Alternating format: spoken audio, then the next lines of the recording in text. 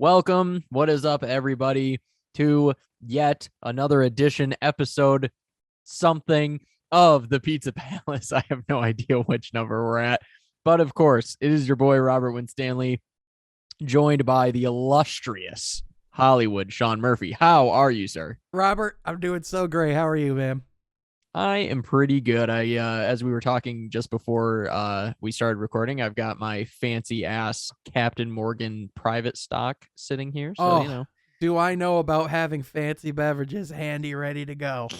it's, I'm just sitting here sipping the Pirates' finest, as I continue to long for the Tampa Bay Buccaneers season upcoming. I'm very excited. Oh, I completely understand. Yeah, it is baseball season. It is God, March Madness is ending. We got hockey playoffs starting. We have NBA playoffs around the corner. We have so We have many hockey things. playoffs for some teams. Yeah, for some teams. Not Will for my you. beloved Golden Knights be in it? No. Well, they keep teetering between being in a playoff spot and not being in a playoff spot. You see, for the longest time, they were holding out solidly as like a number one wild card, and Uh-huh. then they went down to a number two wild card, and then at one point they completely fell out, and then they had a really, really big comeback against Chicago that actually put them back into the second because they were losing at one point, I think 4-0 to the Blackhawks, who just got done selling basically their whole team. Like the team Mhm. sucks ass. And for some reason the Golden Knights thought, let's lose to that team. Let's just go ahead and do that. And so they were losing like 4-0. And then I think like halfway through the second period, the Golden Knights realized we're a good hockey team. We should start scoring goals. And then they came back and then they won. It was really weird. It's like, oh wait, we're actually good at this. They're Kinda like, fuck, we're supposed to try. That's what the Miami Heat have been like of late, dude. For real. Oh man. So yeah, it's just kind of one of those really frustrating things. You know, eventually this reign was going to come to an end for the Golden Knights where they weren't Uh-huh. going to make the playoffs at one point. I just didn't think it would be anytime soon Right. because I figured they would definitely make it to the Stanley Cup, win the Stanley Cup, and then they would go on to be shitty and stuff like that. And then I could, deal with the sadness of that. Right. But by then the Red Wings were going to be ready. So I was like, cool, I'll just keep juggling these teams back and forth, and hopefully they're never both terrible at the same time. And now they're terrible at the same time. So Hey, we made it. Congratulations. Dude, we made it. And speaking of terrible, I've got the New Jersey Devils on. oh my gosh, look at that. You're ever so expansive random ass hockey jersey collection. And then of course Yeah. today you got Tupac behind you too. I do. I have my man, Tupac Shakur, back here, a noted Red Wing fan. And by that, people, of course, just know the famous picture of him spitting at the camera when he was wearing a Red Wings Yep. jersey. Anyway, Tupac yeah, by the way, checker. this is a Taylor Hall jersey. He is very obviously not with the team. He's been with 3 teams since he wore this jersey last, but that's fine. Oh man. Wasn't he Uh, was that the guy that went to the Coyotes last year? And then 2 years ago, oh but yeah, yes. they had 2 years ago. He's like, I'm gonna get the hell out of here. Yeah, so he was Mhm. with he was like, well, actually, he's been with 5 teams now, I think, in his franchise. He was drafted by the Oilers. He was great, Uh-huh. but they needed to move on from him because they had other things they were trying to do. Anyways, so he goes to the Devils, has an excellent career, and then it started to seem like it just wasn't going to be the fit there. They needed to rebuild all this stuff. So they shipped him off to the Coyotes, and he was like, fuck this noise. So then he goes to Buffalo, and Buffalo, I think he stopped trying because he was horrible. I don't know what happened. Anyways, then he ends up on the Bruins and he kind of turns back into being Taylor Hall, and he's kind of found a decent niche there ever since. So good for him. I love him as a player. He's just never quite been consistent enough to be like this elite guy. But I tell you what, in Chell, he's my go-to guy to get goals. So it That's is what fair. it is. Yeah, it's yeah, in the NBA world, I'm not sure if you're super familiar with the way the conference standings are right now. You So son of a bitch. Are you about to bring up the Los no, Angeles I'm not. Lakers? I actually wasn't. Thank God. I mean, I Let's can not if- get into the Lakers. We could get there if you want. I mean, Let's not. we're gonna get there eventually. But We will. now that you mentioned it, but let's the Eastern so right now the Western Conference, for all intents and purposes, the standings are decided. The Like as makes far as sense. the top half of the conference, you look at you look at Phoenix. They're currently 8.5 games ahead of Memphis for that first seed, and Memphis is currently 5 games ahead of Golden State for that second seed. So And just got done whooping their ass. yeah, there was no Steph, no Clay, no Draymond that game, so it was It makes sense. a wee bit ugly, yeah. But Yeah. over on the Eastern Conference side, Are they going to be okay come playoffs? I would assume, right? well, they're going Or to are be they just fine. resting because they don't want to? Well, okay, so Steph, he's injured. He Sick. he like tore ligaments in his foot like a week or two ago. Sick. Clay was probably just resting. I would imagine he's still not doing back to back, so I'm not sure if they had like a back to back or what. But and then Draymond, he's just coming back from injury too. So like they're just Sick. he started playing like last week, so I would imagine they're just like load management, getting him ready to go because it was a back injury too. So like that's like one that you don't want to trifle with too much. Though Right. the only other thing though is let's say they all get back and play together. It would be the first time those three would touch a court together in an NBA competition since 2019. Although Jesus. Draymond technically suited up for Clay's return game, but that was at the Yes. beginning of his injury and he immediately came off the court. I was gonna say, I think I Uh-huh. watched that game because he didn't he basically take the tip off and then just Yep. walk off the court? Yeah, so like they did the tip and then Draymond, I think they did like an intentional foul. Yeah, and then he then- just bailed. Yep, and then he just got off the court. So Yep. Sick. yeah, it was so that was cool, but like again, that's what people don't realize is like for Clay, Draymond and Steph to have to figure it all on the fly with new teammates, with not playing each other for 3 years. That's Sure. it's just unrealistic to expect them to win a championship. But on the East I side, will commend them though. oh yeah, no, The fact that they're commendable. number 3 still, oh they with all of those overachieved. things going on. Oh yeah, I mean, and I think that they'll be championship caliber next year for sure. Yeah, 100%. But I mean, on the flip side though, they're going to be in a Western Conference. I think next year is going to be super competitive. You're going to have the Lakers. They're not going to want to. They're not. LOL. They're not. Well, I'm serious. They're not going to be content with where they're at right now, and they're going to do everything they think? can.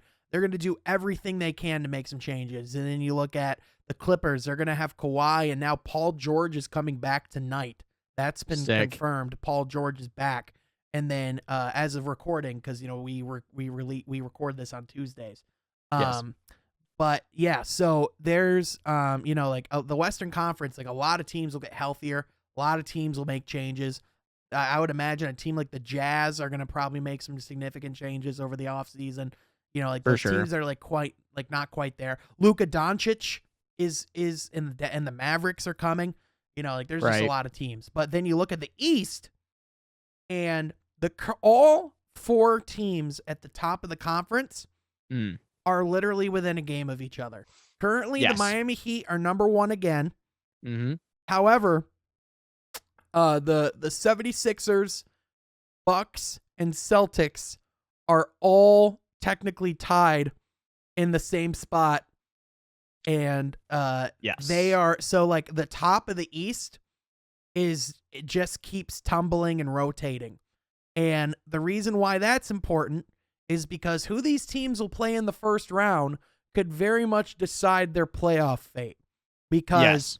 right now, if the season were to end today, the Miami Heat would be the first seed, and Mhm. they would get the right to play either they would play whoever would win in that second play-in game. So like probably the lesser of the play-in opponents. Whereas if you're the second seed, you might have to play the Nets first round. So if Oof. if the playoffs were to end today, and again, this is probably going to be different by Friday. If Yes. the playoffs were to end today, we'll get Nets Sixers first round, assuming the Brooklyn wins the first play-in game. Jesus Christ. And then And the Nets would destroy them, by the way. mhm. Well, and then the Bucks, they don't have a cakewalk either. They'd have to play Toronto in the first round, which Toronto is like, they're not a team that they're not going to win the series. Like, I'm not saying that they're going to win No. the series. However, they're going to win 1 or 2 games. Like they Sure, are. they'll be annoying. Yeah, they're going to be annoying. And that's the word I'm looking for. They're going to be an annoying first round. And then the 4 and 5 matchup. This might be the best 4 and 5 matchup we would have in a first round in quite a while. Celtics Bulls. Oh shit. Uh-huh. That's like a classic game right there. Uh-huh. So and so like holy shit. Yeah, so like looking at like this current playoff landscape, the Eastern Conference is crazy. Yes. It is insane. So like I'm just super excited to see how it turns out up there because there are massive implications. And like yes. You know, the currently like the play-in as far as like who's going to be in, like more than likely that's looking decided on the East. Like the Knicks are like 3.5 games back of the Hawks. So like they would have to do a lot in a very little Yeah, the amount Knicks of are time. fucked. Yeah, the Wizards are they're fifth. They're another game back from that, so they're pretty much out. So you know, like yes, the cuddly crabs. Mm-hmm. And then on the West, that brings us to where you didn't want to go. While we're on the topic, you know, might as well while we're here. Yeah, the Los Angeles Lakers. Robert. Yeah, I'm not gonna sugarcoat it. They're okay. They are absolute. Like they are. I'll just even say it. They're fucked. Yeah. So the other night they're playing the New Orleans Pelicans on the road. And this was a big one because the New Orleans Pelicans and the Los Angeles Lakers are right next to each other in the standings. In fact, the Lakers going into that game were the 9th seed and the Pelicans were the 10th. So this game has massive implications for where they end up in the seeds. And the Lakers led by 20 plus points in the first half. And then as the game goes on, they collapse. And towards the end, LeBron James sprains his ankle again. After that game, they are now in the 10th seed of the Western Conference and currently are only a half a game ahead of the San Antonio Spurs. Yes. Now, in addition to that, the Lakers' remaining schedule, which we already know LeBron's not playing tonight. Right. Their upcoming schedule, they play at Utah on Thursday, at home versus the Pelicans on Friday. So they get a revenge game against the Pelicans. That might not be good news though. And then they play the Nuggets, and they go at Phoenix, at Golden State versus the Thunder at the Nuggets. Their schedule is brutal. And LeBron James might not return this year. Because if they lose a certain amount of games, it might just do the team a favor if this season's chalked, so that they could just lose and move on and forget about it as quickly as possible. So, Robert,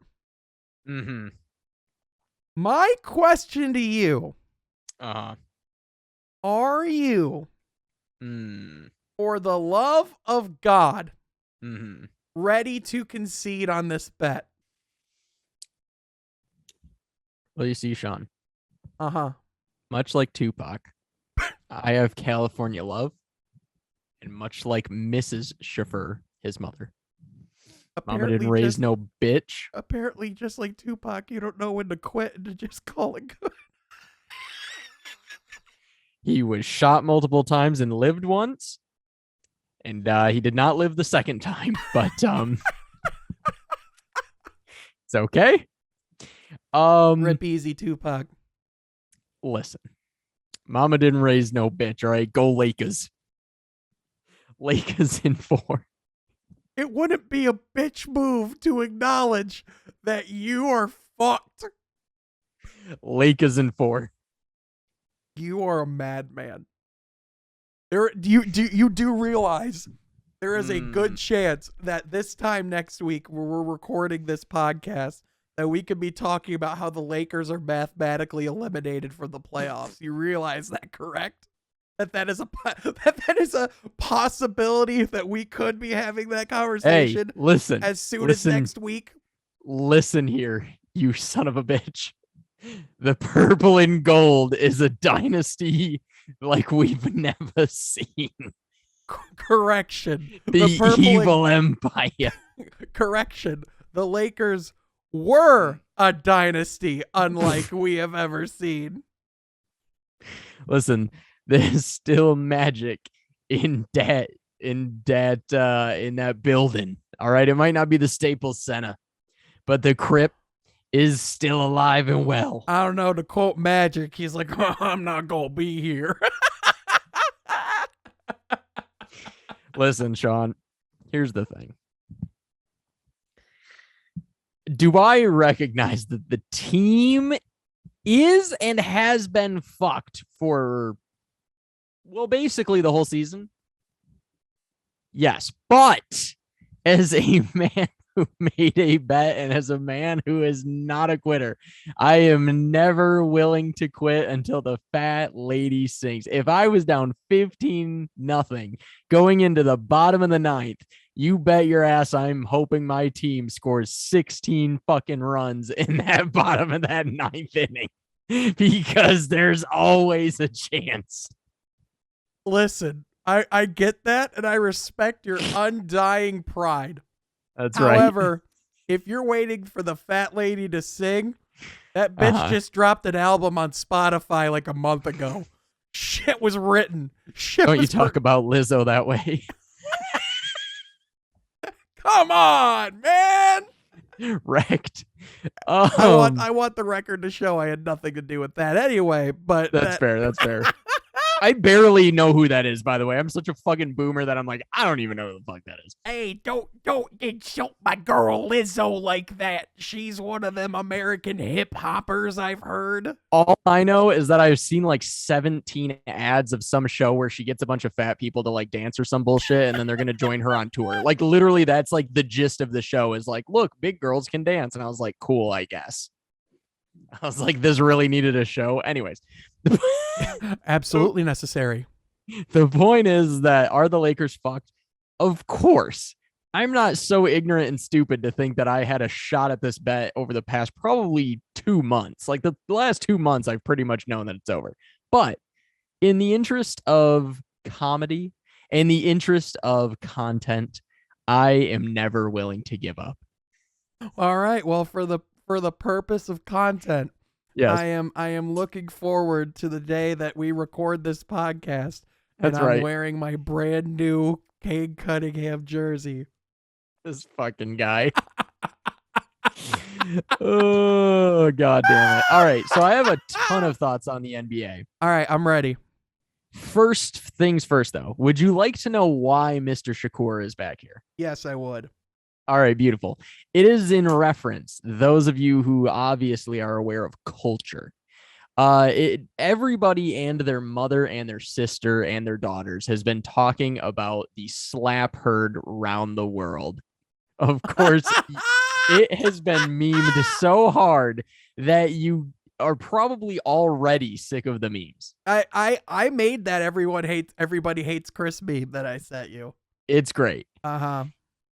And yeah, at this point, the memes have almost gotten overkill, and it's been like 2 days. Can I real quick give my take? We'll get there. Okay.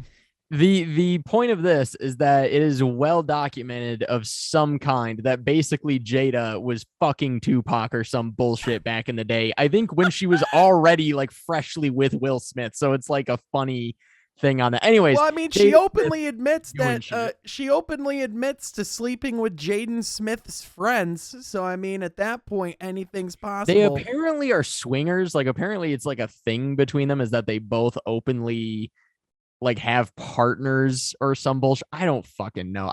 Will Smith is he's a Scientologist. So reports say he's a Scientologist.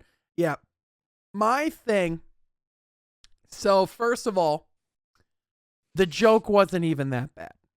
No. I'm sorry. I mean, like it was barely funny and it was barely offensive and it was just sort of like K. Well, like if we're going off of, well, she has alopecia and she's talked about how it's been a struggle for her throughout her life. It's like people, you know how many jokes I've gotten about my weight, Robert? No, you? Yeah, thank you. Anyway, I'm just being an but ass.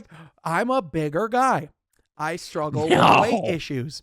I think I have an eating disorder of some form.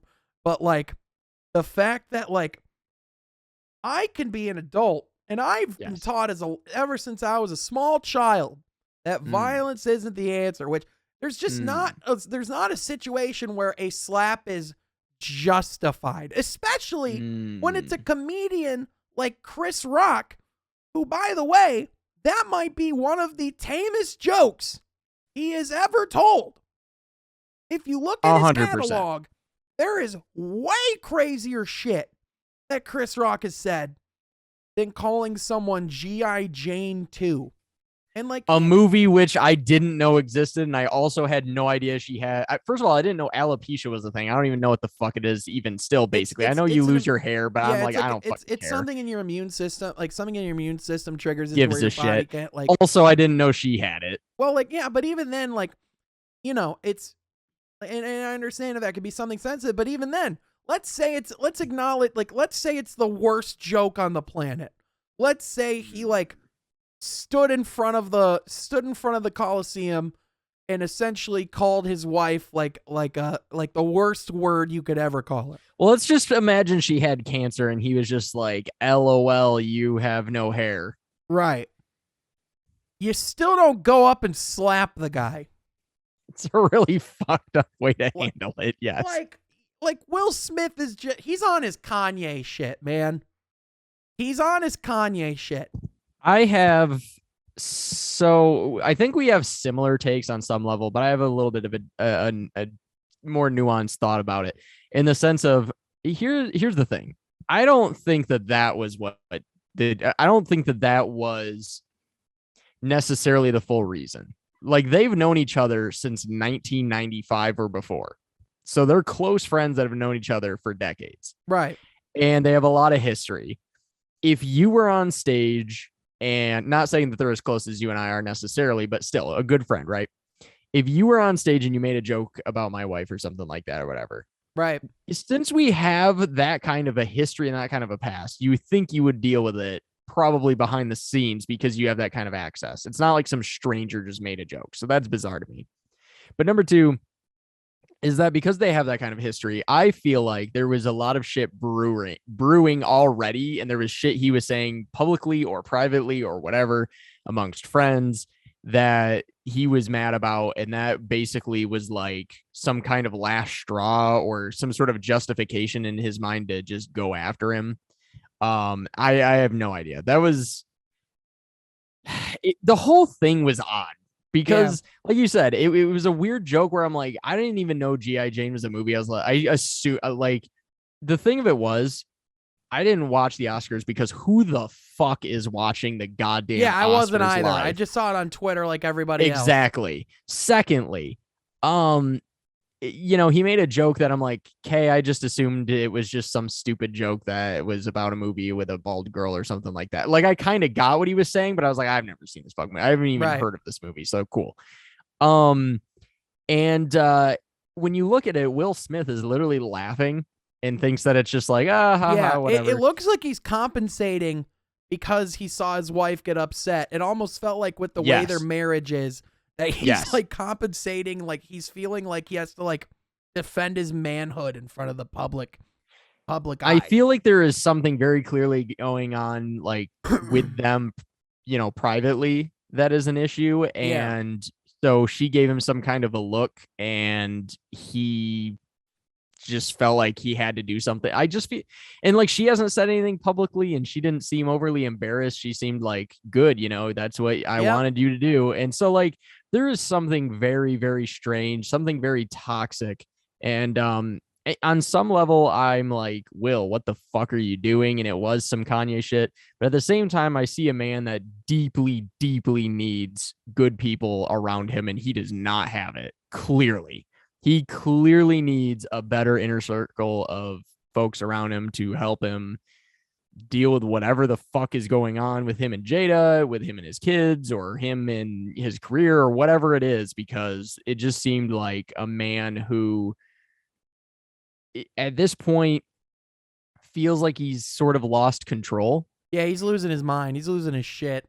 I just think that he's like a guy who he doesn't have a lot of control in his life. He's told what to do most of the time, and he's just kind of, he's becoming increasingly, erratic because of that, I suppose, because I did read somewhere that he, I guess, like hit someone at some other award show too that was like squirting people in the face with a squirt gun, which that guy might have deserved it. But Right. but still, it's like, I don't know. The whole thing just seemed really, really fucking odd. Yeah. It was really odd. Well, there's a reason why like everyone thought it was fake because Exactly. it felt fake. Like it did it. Like you literally couldn't like that feels like a sketch that Will Smith goes up and slaps Chris Rock, especially like Will Smith, who the vast majority of the country still sees as like the kid from Fresh Prince or the dad from Hitch or like The Pursuit of Happiness. Like he's the clean figure. He's the family man. You know what I mean? He's like the most. He's like one of the most beloved actresses on the planet, or actors on the but planet. yes, might be an actress at this point. No, I'm just kidding. But like, it is one of those things, man. Like, I mean, he acted like such a pussy that like, no, I'm kidding. No, it's just so weird. Like, there's very clearly a lot more because just the body language between the two, like after it happened and everything just seemed really weird. The audience didn't know what the fuck was going on. I don't think anyone knows truly what happened except for him, Jada, and Chris Rock. Like, there's clearly some shit that's not, whatever. And the thing about Jada too is I saw a lot of people being like defending Will and saying like, oh, good for him, he was defending his wife who's going through a tough time. Here's the thing. I can defend Will on the standpoint of I feel bad that he's clearly got so much shit going wrong in his life that he's reached this kind of point, and that's why I say he needs to have good people around him because something is not right. You know what I mean? I think this is a guy who needs help. Like, whatever his situation is with Jada, I think he tries to act like he's cool with it, and I don't know that he truly is. And I just think he needs better folks around him. But I'm not going to defend him for defending Jada because my thing is this, like, number one, this is like the biggest attention whore in Hollywood. Like, I don't even know what she does, but she's in the news constantly and is constantly trying to put herself like on this big pedestal. She was an actress. She attacks herself. people constantly. So she's not like some innocent bystander who never says anything controversial about any other public figure. It just, the whole thing seemed very strange. I'm like, why would you be that butthurt? Like, there's a lot more personal things going on behind the scenes that have to do with him and Chris Rock, I think. Right. Yeah. And I also just think, there's just too much to it that just, there's a lot that we don't know. There's a lot that behind the scenes that they need to figure out. But ultimately, like, I mean, for Chris Rock, people are like, oh, well, he just doesn't look great today. I'm like, he looks like a guy that was telling a joke and he got slapped. Like my dude was literally ambushed. Yeah, there's people that are acting like, oh, look how weak he is. I'm like, weak? My man took that thing on the chin. He was professional. If anything, he comes out looking great. Well, and like, I don't know. And like the other thing. And he was clearly holding back from making a even worse joke because he literally says, ooh, I could. And then he stops himself and then he just moves on. Mm-hmm. Well, he clearly, like, he could have done a lot of things. He could have. He could have swung back on him and fucked him up. Hell yeah. We were a split-second decision away from a brawl. And the thing that's amazing to me is that. Go ahead. I just envisioned it and I loved it so much. Like, as a person of chaos. Right? Here's the thing. Here's honestly, here's what not enough people are talking about. Like, a lot of people are just treating it so seriously and so higher and saying that it sets this precedent for the future and blah, blah, blah, blah. This is Will Smith and Chris Rock fighting on a stage. It is. I want to see them go at it because this shit is fun. Celebrities suck. Famous people are annoying. Rich people are even worse. Like, I kind of want to see the rich douchebags fight each other. It's kind of fun, is it not? I mean, it's fun, but like my thing is like, I like, there's and like people are like digging back, like, oh, Chris Rock, he he hosted the Oscars in the year that Will and Jada were trying to protest it for the lack of representation. And it's like, I mean, like, I don't know if that's connected to this. I don't think it is. I think people dig and try to find bad things to justify what other people do. So like people are like, oh, well, Chris Rock do bad things, so therefore Will Smith did good thing by doing bad thing to Chris Rock. And it's like, no, it's not like he looked like an idiot last night. Straight up looked like an idiot the other night. So like although he had great form. I mean, good form. I mean, the man played Muhammad Ali. The man, so literally, apparently Chris Rock got backstage and he just said, I just got punched by a Muhammad Ali and I didn't even budge. So like, if that's true, like my that's man freaking just awesome. threw like the best Turkish dad like slap I've ever seen. Like that was kind of awesome in that kind of respect. It's so weird because like parts of it, like when you think about it critically and you think about it seriously, yeah, of course it's not great. But when you think about it from the pure entertainment, it was fucking lit. And I wish it had gone further. Entertainment wise, it is provided. That might be one of the most memeable moments in the history 100%. Of the internet, which is crazy because there's so many memeable moments. For sure. Also, here's the thing. The older I get, the more that I feel like celebrities are so fucking annoying. Like they're just so goddamn annoying. All of them think that they're so important. Every single one of them use these award shows to like grandstand about some stupid thing that doesn't either matter or does matter, but they're doing basically nothing but lip service to try to help that cause. And they're not helping at all. And it's just like, I'm so sick of celebrities thinking that they matter more than they do. Like they're just literally normal fucking people who do a job. Like, let's just stop already. And so like these annoying fucks, like, it is kind of funny to see them be human for a second, like break down this like bullshit facade where they're wearing all these dumbass suits that cost more than my fucking apartment building. And it's just like, it's kind of fun to watch these idiots just fight because I'm just like, you know what? This is better than listening to them talk about some dumb shit. Like when Joaquin Phoenix was like, we're stealing milk from cows. I was like, oh my fucking God. I watched you bash a guy's skull in with white face paint on, and it was like the most gruesome scene I've ever seen in a movie. And now you're talking about stealing milk from cows. Like, shut the fuck up. You were the Joker, dude. I don't need this speech. Well, just fucking take the goddamn statue and get out of there. Well, it's like, you know, again, I just come back to the fact that like, I literally just think about the fact that of all the jokes, like, cause that's the thing. It's the slap that's crazy, but it's all the jokes you think of that didn't happen that makes it even crazier. Right. Like you hear what the joke is and you're like, wait, that's what he hit him over?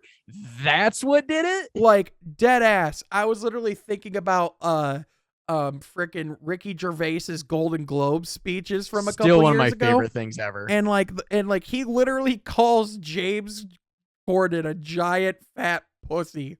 and like which he's not wrong. I hate James Corden. Well, so I don't even think he was there. Even if he was, I don't think he would do anything. Fuck him. But like imagine like literally any other joke. Like there have been some wild jokes done at the Oscars. I'm sure there was a crazier joke that night. I wouldn't doubt it. 100%. But like this is the one that caused someone to get up and slap. That's bizarre. And again, it just comes back to the fact that Will Smith is on his Kanye shit. He's losing his mind. It's the most 2022 shit I've ever seen. Like, it really is. We are literally in the we're still kind of trying to figure out if anyone cares about COVID still or not. Mm-hmm. And also Russia is like kind of flipping a coin, like Harvey Two-Face, deciding if they're gonna like nuke the world or not. And meanwhile, Will Smith is smacking Chris Rock over a G.I. Jane joke. Like, what is happening? Listen, as long as Miami Heat win the championship, I'll live. At that point, the Pistons would be winning a championship. Like they're just like no, the Kings. Okay. Well, I mean, let's not get like Let's not get crazy. This isn't a fantasy book. Like, you know, Yeah, that's true. There's gotta be some realism left. So to get us back on track a little bit, although I have loved the sidebar because that's the entire point of the show, at least in my view. Oh, and listen, like whenever I try to explain the Pizza Palace, I'm like, well, it's about it's a show. Well, yeah, it's a show. It's a podcast. We talk about everything. Like, it's a Detroit podcast that the most consistent team we talk about is in Las Vegas. Yes, they are. I almost corrected you and said Los Angeles. It's a basketball show, but there's multiple episodes where we haven't talked basketball. True. It's like there's just It's a show about nothing. It's like Seinfeld. Exactly. Yeah, it's a show about nothing. Exactly like Seinfeld. I have a goddamn meme flag in the background in Tupac and a fucking couch that has fishermen on it. I mean, Jesus Christ. Yeah, I mean, I just got a green screen, so I got nothing. And I also have like a jersey of a player that hasn't been on that team in like 5 years. You're falling apart, Robert, at the seams. It is what it is. I just exist. Listen, I have a fucking We the People fucking cup. Anyways, listen, the point is, going back to basketball a little bit. Getting back into the NBA. You had some thoughts, you said. I do have some thoughts, but the thing I want to know is when it is completely decided, are we going to do a predictions for the playoff tournament? Yeah, okay, so cool. So what we're going to do from Half Court is going to do a bracket challenge, a playoff bracket challenge. Oh. Yeah, so I'm going to actually make that public. I want the community to join. So yes, please. More details coming soon. We're definitely going to be doing that. I think we should also do a private one, though, just between everyone that's in the channel. Like you, me, Jeff, and Troy all have to do one. For sure. Remind me to talk to you off pod. I actually have an idea for the bracket. Let's do it. Podcast. Yeah. All right, cool. Anyways, my thoughts are this, is that I do not think that the Miami Heat will finish first, although I really hope they do. I think the 76ers probably will. I think that man, I think Milwaukee does. Finishes up ahead. Yeah, I think Milwaukee, they're I mean, if you're just going off of like which teams have the momentum right now, the Celtics are 8-2 in the last 10. I forgot about the Celtics. I actually might put the Celtics. Yeah, here's the thing. They just lost their big man, Robert Williams III. He just tore his meniscus and he'll be out for multiple weeks. And they're not saying he's out for the season, but my gut tells me he's out for the season. That fucking sucks. Not that I think that puts like I just think that caps the Celtics as far as like how far they'll get in the playoffs. Like I think they can still win games in the regular season, very much so, and I think they'll do fine. I think they'll do good in the playoffs. That does greatly affect their ceiling. But if they play Chicago and like although Chicago's got a lot of injuries, don't they? Yeah, Chicago's fucked up, so because they've really been tumbling. Well, they didn't have Lonzo Ball, which is a big loss. Caruso was out for a long time. Yeah, they're ever since the I think the other thing too, I mean, they're Chicago's 26-10 at home, 17-22 on the road. I think a lot of it is this team just didn't have very much depth, and once they kind of started hitting some injuries, like with Lonzo Ball was a big loss. Yes. Lonzo was a big loss. He's a great player. And Caruso being gone for as long as he was too. Like those guys are their defensive anchors. And that's what this team like thrived on, was their defense. And now I think that the Chicago Bulls next season, once they make some moves and once they have Jeremy Grant, I think that they will be a serious championship contender, but not this season. Yeah, I think they're a move away. I don't see a scenario where I think if they I don't know if they'll get Jeremy Grant or not, because I mean it depends, because a lot of teams are interested. I think the Bulls have the best opportunity at getting him, because they have something inherently that Detroit wants. What the hell is going on? The Pistons are beating the Nets. Anyway, hell yeah, go Stuns. Detroit Stuns versus everybody. But anyway, by the way, are you prepared for when the Chicago Bulls make the finals next year and they win, and I'm an absolute wreck, bawling my eyes out in happiness. I don't even know what trades have been made, but I don't think the Chicago Bulls are going to the finals next year. Fuck you. If the Bulls win a championship, I am going to be a wreck because I love the Chicago Bulls, and I feel like I love them from the standpoint of like, it's just one of those franchises where, yeah, they had Michael Jordan, this and that, or whatever, and people know them as like a big brand. People almost look at their brand the same way they look at the Yankees, but they only have 6 titles.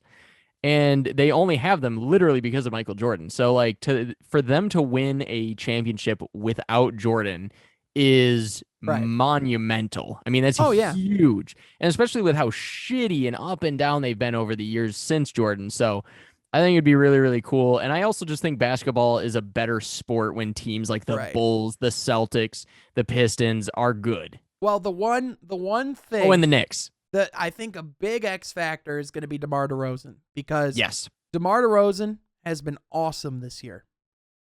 However, DeMar DeRozan was not expected to be this awesome this year.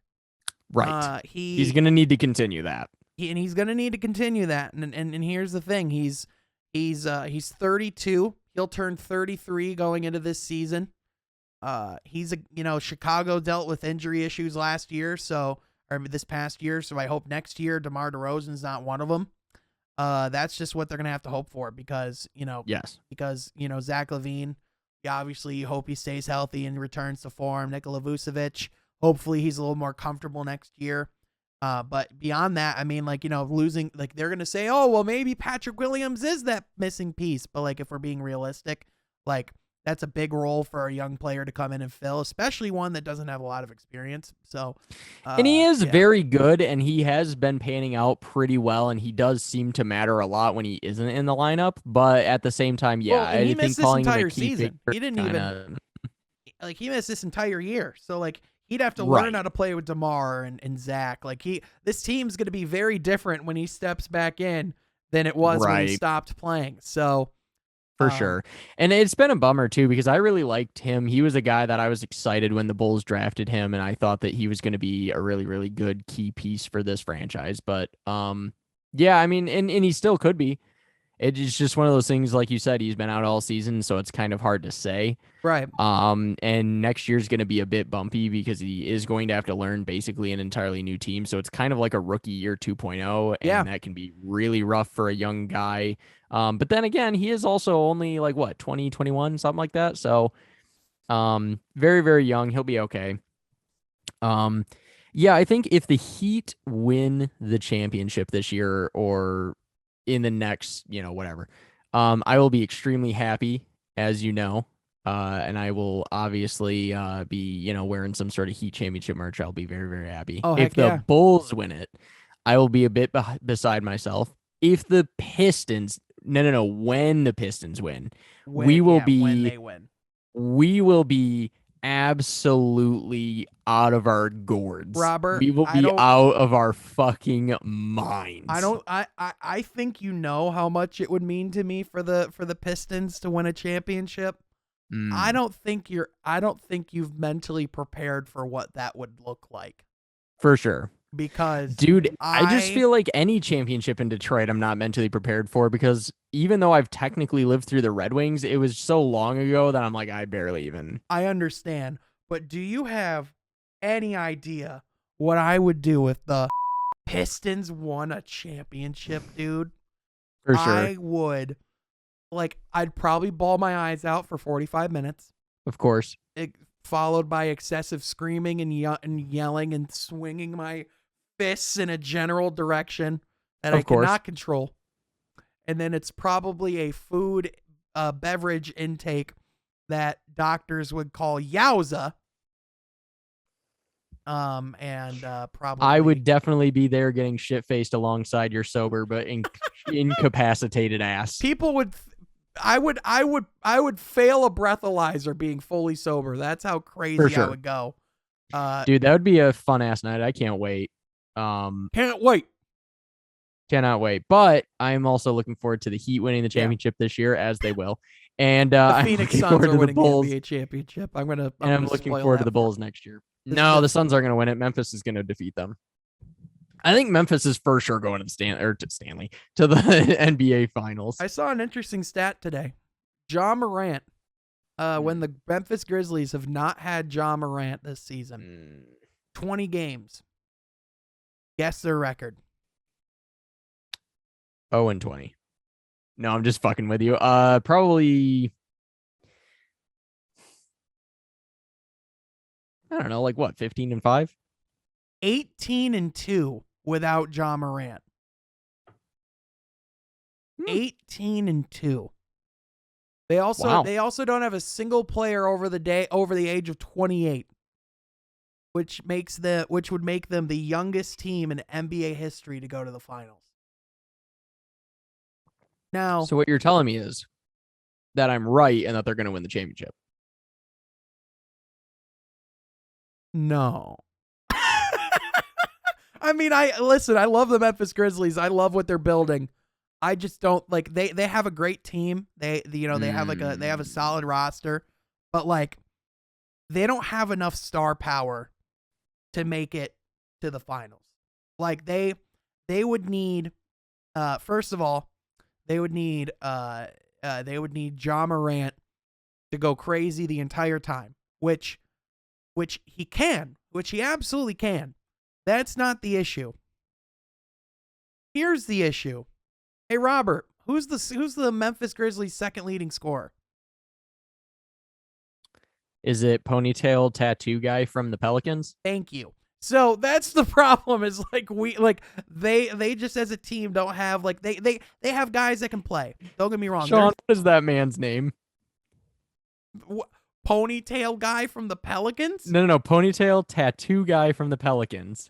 He's on the Grizzlies now. Oh, are you talking Steven Adams? Yes, I am. No. That's who I was referencing. Well, he is on the Grizzlies, but you are very wrong. Well, fuck. The answer is Desmond Bane, by the way. Desmond Bane, good player. Dylan Brooks, good player. Jaren Jackson Jr., great player. But Sean, might I remind you that the Cincinnati Bungles just went to the Super Bowl. Anything is possible. You're right, but the difference between the NFL and the NBA is that in the NBA, the Cincinnati Bengals would have to win 4 games against the Kansas City Chiefs. They would have to win 4 games against whoever they would face in the playoffs to beat them. And so the Memphis Grizzlies, they would have to beat the Phoenix Suns 4 times. They would have to beat. Although I understand that argument from the sense that young teams have gone and done crazy things. Anything's possible. The problem is you have to rely on your underdog pulling off the upset 4 times in a series. Honestly, you make a great point there. I will say this, though. Official prediction.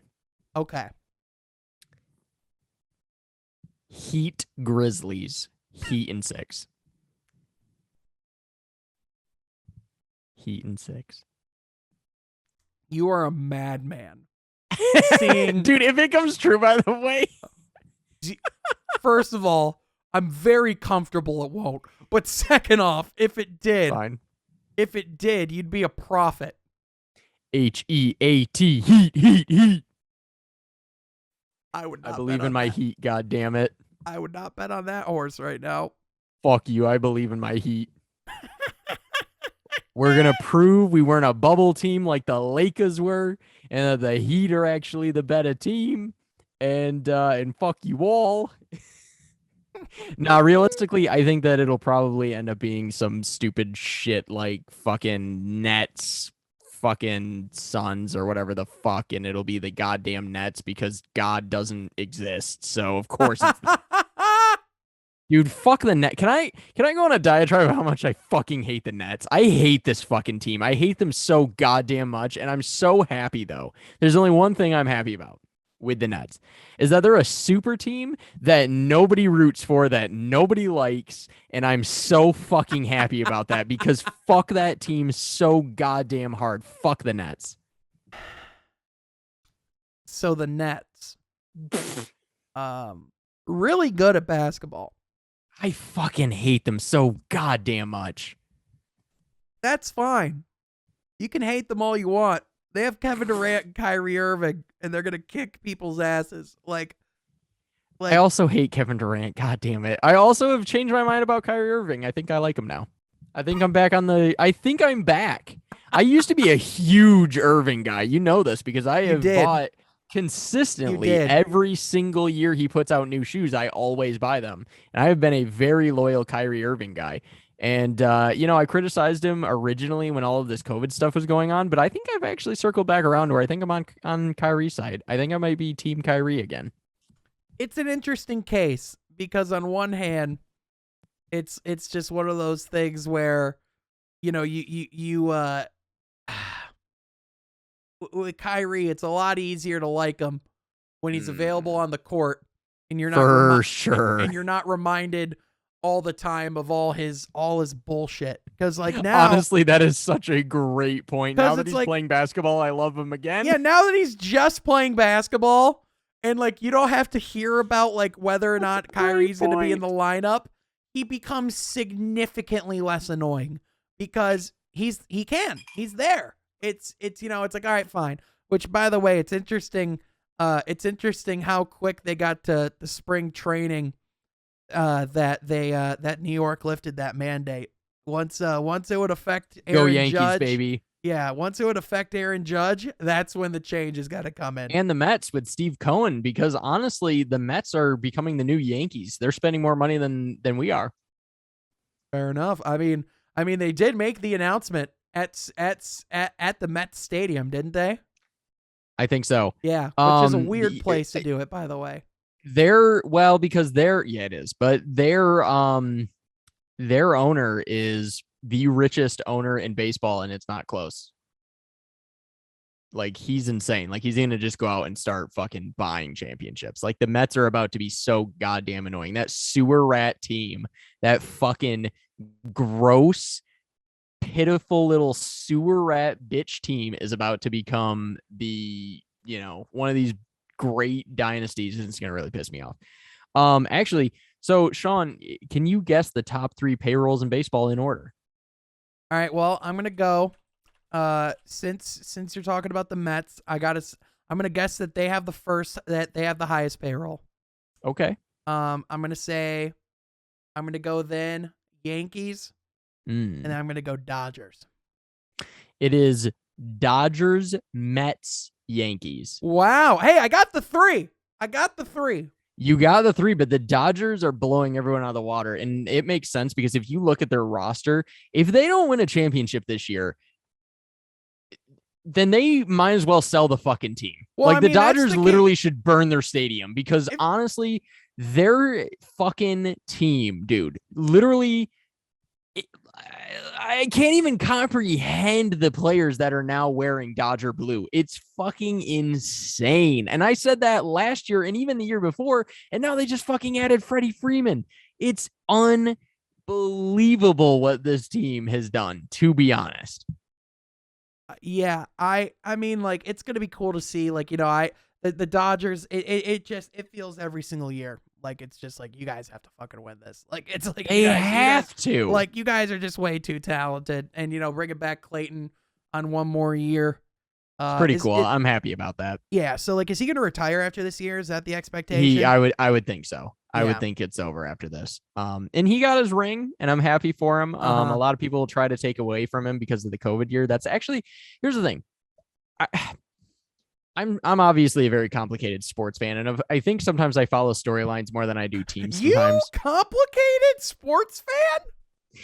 I think that in some ways, since I am very aware that the Yankees did not make enough moves to try to win a championship this year, as much as I would love to have us go on a Cinderella run and win the championship, I think that the Dodgers, I would love to see them win because I feel like with a full 162 to win the championship, give Clayton a second ring, I think that it would shut up a lot of the people who have a lot of things to say about him and his legacy. And I think he's a great player. And also the Dodgers franchise, they are this big, great franchise, right? But you would think because of how big the name Los Angeles Dodgers is that they would have even remotely close to the amount of championships that the Yankees have, and they straight up do not. They don't even have more than St. Louis. So it's kind of one of those things where I'm like, the Dodgers, in some ways, I wish that they were more menacing than they are. They're weirdly like they're the most legendary little engine that could ever, because they're a weird team that, like, other than the Cubs, I guess, because the Cubs are certainly the most little engine that could. But it's just so strange because people think of the Dodgers as being like the Yankees, and in some ways they are. But Jesus Christ, they just can't seem to win a fucking championship. Right. It's so weird. Yeah. It's. But Yeah. Yeah. The Yankees, for whatever reason, over like the course of like it just seems like ever since, I mean, the 2000s, it's just been not near the dominance that it has been.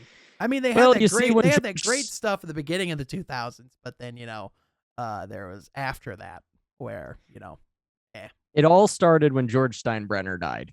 Yep, that's what it was. And yeah, I mean, the Yankees, listen, they won, in 2009 was the last championship that they won when they opened the new Yankee Stadium, which is a lovely facility. Although in some ways I do wish that it was still the original Yankee Stadium. Right. But I get it. I do get it. And it is a wonderful place now, but at a certain point, a building becomes so old and decrepit and like beyond repair. You say that, but there is Boston and Chicago. So they're all decrepit, for sure. Yeah. Speaking of places that I wish had a new ballpark, goddamn, like the Tigers need a new stadium. Unfortunately, I don't think it's going anywhere anytime soon.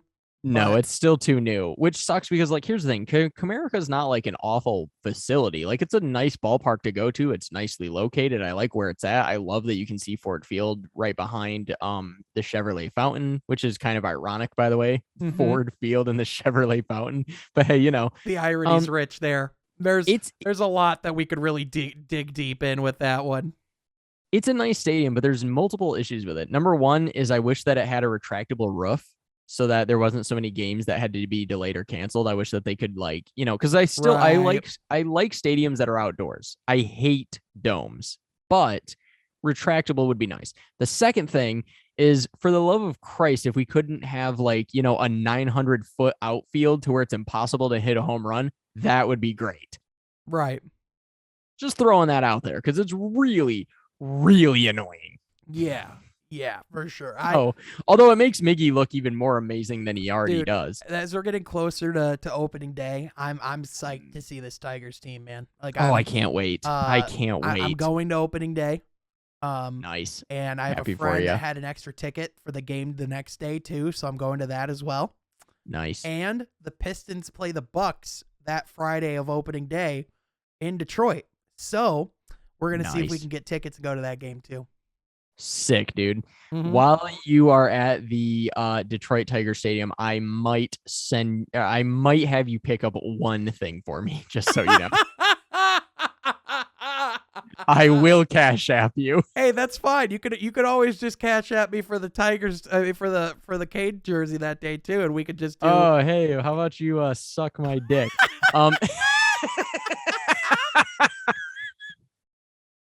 Because that could be well settled by then. April 8th. I hate you so much. Hopefully, here's the thing. If North Carolina wins the championship, that would be great because it would really help me out in paying for this bet because I would win $200 off of a $1. I bet $1 at the beginning of the tournament on North Carolina to win it all, and it would win me, I think, over $200. And you'll be like, oh, it's meant to be. I'm gonna need it. Which real I mean, real talk though, the thing that's crazy is the fact that we're seeing all of this happen in the midst of Will Smith slapping Chris Rock. Oh my God. God, it breaks me, man. The fucking Will Smith timeline, man. Oh my God. But back to baseball though. I'm excited to see what this team does. I'm excited to see Javier Baez in a uniform. I'm excited. I'm just so excited to watch baseball, dude. I Yeah. really am. I Mhm. just love the sport so much. Like, obviously, I'm a big Yankees fan. I'm a huge Tigers fan as well. I know that those are oxymorons. Go fuck yourself. I don't give a fuck. All right. I'm the type of fan where I know that I'm a menace. I know I'm a piece of shit. I know I root for too many teams, and I don't give a shit. So it is what it is. And I don't care. I don't fucking care. I like the Yankees and I like the Tigers equally. Sue me, bitch. I don't give a fuck. But the point of it is that I'm very excited to watch baseball, like unbelievable, to the point where I'm actually on opening day, which is the 7th for MLB. The Tigers play the 8th against the White Sox at home. But I'm taking a half day from work so that I can go home and drink a Miller Lite while I watch the Yankees opening day against the Red Sox. Hell I'm yeah, so dude. I'm so excited, dude. I can't Oh, wait. dude. Yeah. Yeah. We got opening day coming up. We got the playoffs and two major sports coming up. We got the Final Four this weekend. Like, dude, it's the best time of year to be a sports fan in general. It is. And one thing about hockey, real quick. I think that the Florida Panthers are going to win the championship. We'll see. I also think that the Rangers have a real shot if they can get hot at the right time, and if Igor Shesterkin can like just go on an unbelievable run of just being a brick wall, which we've seen before with like the Dallas Stars. The Golden Knights, I hope, make the playoffs because I would hate to break that streak and it would crush me. But I cannot wait. I absolutely cannot wait for this Red Wings season to be over. I can't wait. Please, God, put a bullet in the Red Wings head, and also please fire Jeff Blashill. Please and thank you. Yeah, it's about getting to fire Jeff Blashill territory with It's been that way. With the amount of ugly losses that there's been as the season's winding down. It's just here's the thing. He was there to be the like transitional developmental guy, and we've done that. And we're now on to the start to accumulate and compete. And he is not that guy. I wanted Gerard Gallant already this previous offseason. We didn't get him, and the Rangers did, and now look where they're at. And, so it is what it is. Now he could always become available again, especially if maybe they win a championship or something. Who knows? But, for the love of God, Jeff Blashill's got to go. And that's pretty much what I have to say about hockey. But Sean, have you played Elden Ring yet? Dude, I haven't played Elden Ring yet, so it's funny. I even found out that a lady friend I'm talking, she's like, "Have you played Elden?" I'm like, "What the heck? You play Elden Ring?" Like everybody's playing Elden Ring, dude. Elden Ring, I think, is this generation's Skyrim. I really do. Yeah, it's feeling like it. I think it is the new Skyrim for this generation of gamers. Like, there's people that are going to grow up playing this game that feel the way that we do. And that I do, because you're a fucking piece of shit. That I do about Skyrim. No, the game is great. I've really enjoyed it, and I've been really surprised because I never liked Dark Souls. I really liked Bloodborne, but I felt like it had its limitations. Like, it was only so fun. This game is excellent. It's just a big open world with a bunch of nonsense. Almost everything kills you instantly, but you learn how to get stronger, and then you don't die instantly, and you can overcome certain things, and you see certain enemies that used to destroy you, and you're like, oh, I can take him no problem. And then suddenly you'll discover a new thing that absolutely yeets you into the universe. So it's really, really cool, and I've really enjoyed it. It's really satisfying. Yeah, everything I hear about that game is how crazy it is, how hard it is, how fun it is. I've been meaning to get to it. I've just been so busy, man. Like, dude, same. Like, you might be like, why is Sean looking down as much as he is? I'm like currently like running the Twitter account for Woodward Sports, and also like watching the game, and also doing a podcast. Like, there's a lot of stuff, man. I mean, it's a good thing. Like, but like, the good thing is that, like, for this podcast, it's all good because I could just sit back and nothing matters. This podcast is irrelevant. No one even knows it exists, and nothing else matters.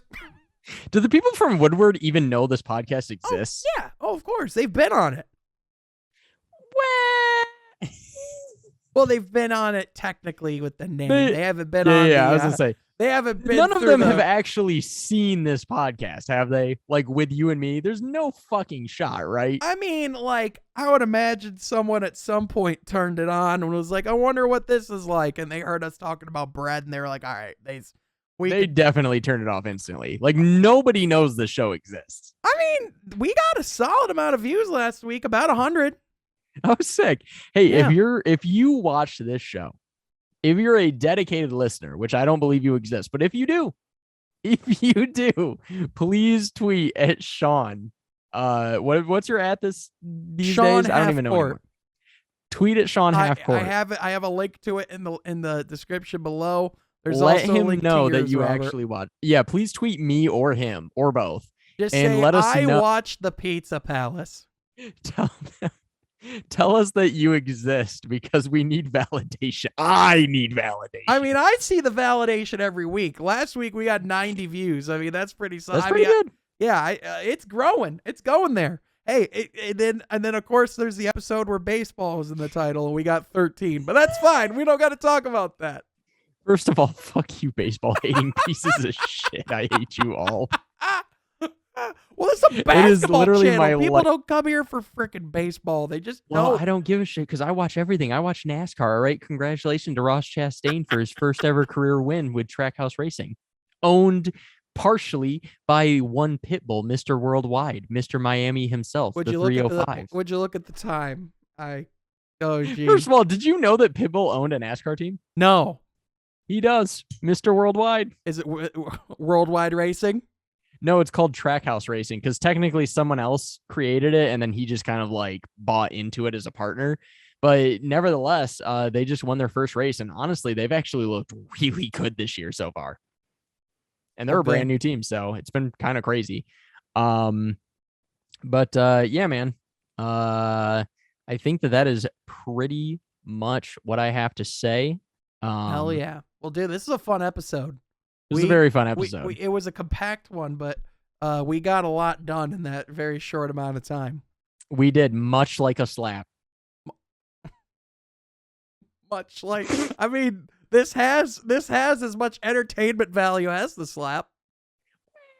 Yeah, it's true. That's true. That slap's iconic. I don't even know. It's iconic. It's not fair to say that. It's not fair to put us up against that slap. That slap, Bro, wins and every you fucking realize the freeze frame of like Will hitting him and like him like recoiling, like someone's gonna get that tattooed on them. Multiple people. 100%. 100%. That's my favorite part of this. It's iconic. Oh, dude, so iconic. Oh my god. Instantly. All right, well, folks, if you loved that for some fucking reason, you're an idiot, but we love you. Be sure to subscribe if you want more idiocy. Please. Yeah. Yes. Subscribe. This show will only assuredly get dumber and dumber as the years go on. And the more and more alcohol that I consume throughout it.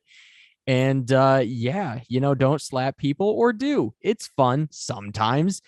There's consequences. You might go to jail. Unless you're Will Smith. Don't listen the to only me. man that could walk on a stage, slap someone in the face, sit his ass down, laugh a minute later, and then win an award.